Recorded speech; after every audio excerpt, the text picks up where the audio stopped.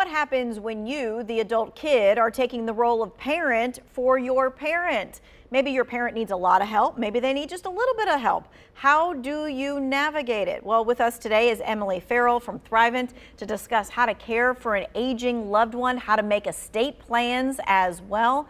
We are also taking your questions when it comes to these topics. You can text the number 336-379-5775 if you've got questions about estate planning as we are getting older. Actually, this goes for everybody, right? So we'll talk about that too. All right, so one of the workshops that you put on is called Aging Loved Ones, How to Have the Heart to Heart. So tell me a little bit about the topics in that workshop. Sure, sure. We talk about how to approach our loved ones as far as being sensitive. This is not easy. Any change, especially a major one like moving to a assisted living or to another home or renovating your home, these are all stressful topics. So we want to take some time to think about how is this conversation going to take place? What is the flow? And how much pressure is my loved one feeling? Being sensitive to that. You also want to schedule the time so that it's not a surprise, coming into a family reunion or a holiday gathering and then saying, "Hey, mom, what are your plans?" Putting everybody on the spot. So you want to be aware of that. And then just listening for those natural cues. So they have a friend who's moved into an assisted living facility and say, "Gosh, well, how do you feel about that? And what do you think about for your own future?"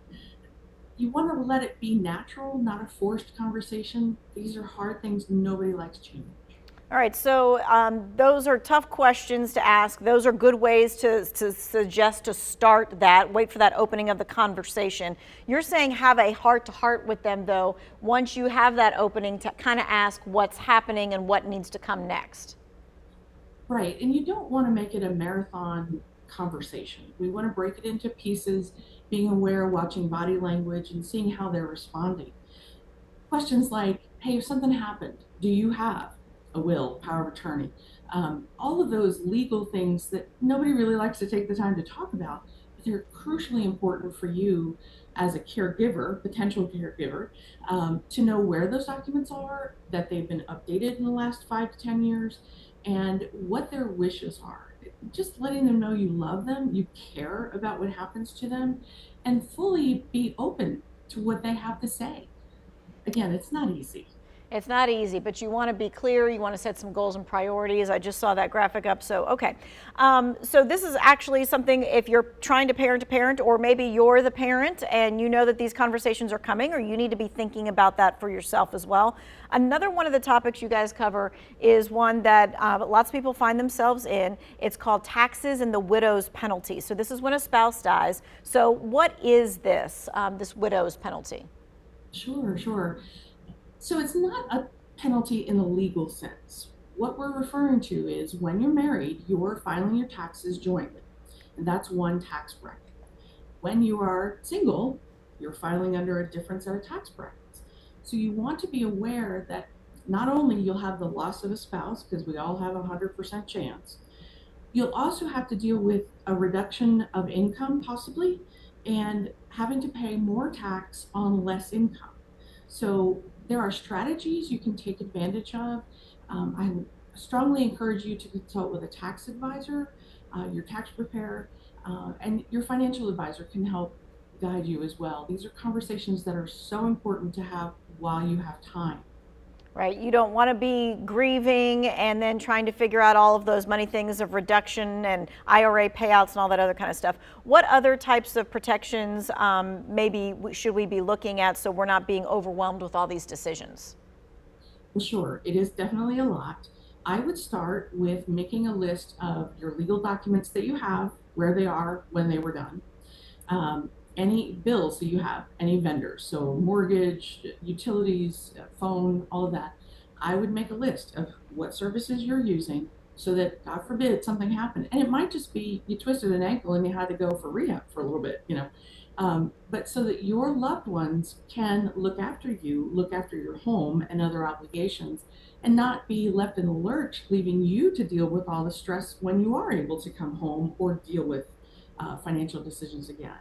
So you want to set yourself up for as much success as possible, leave as many notes as possible as far as how do you function on the financial side of your life. Yeah, this is interesting because I think that sometimes people talk about it. Well, I want this to be done, or this is where this is, and you'll find it over that cabinet, that kind of stuff. But when something happens in a family, a lot of times you don't remember all of those details. Mhm. Well, and it's really a gift to your loved ones to make note of these things and then tell them all of this information is in what drawer, because without having it, you've wasted your time preparing it. So it's all about communication and being open and knowing that change is going to happen. Kind of change it is, nobody knows, but you want to be prepared so that you can focus on healing, grieving, whatever the case may be.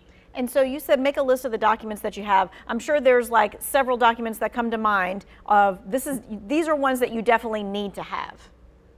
Right, right. So definitely a will, a living will, or healthcare directive, or healthcare power of attorney. There are a couple of different names for it. Um, just a authorization for who you would trust to make decisions for you as far as medically on your behalf if you were unable to answer questions. So there's that. Then a power of attorney that would be considered a durable power of attorney, and that would be more on the financial side. Um, you don't have to have the same person as healthcare and financial power of attorney. But again, if you have those things written down, it makes things so much easier. And then again, those lists of what obligations you have, the people that you would like to be notified when and if something happens to you, civic organizations, friends, your church, and those are the kinds of things that in stressful situations will be so wonderful to have in writing in a very clear place.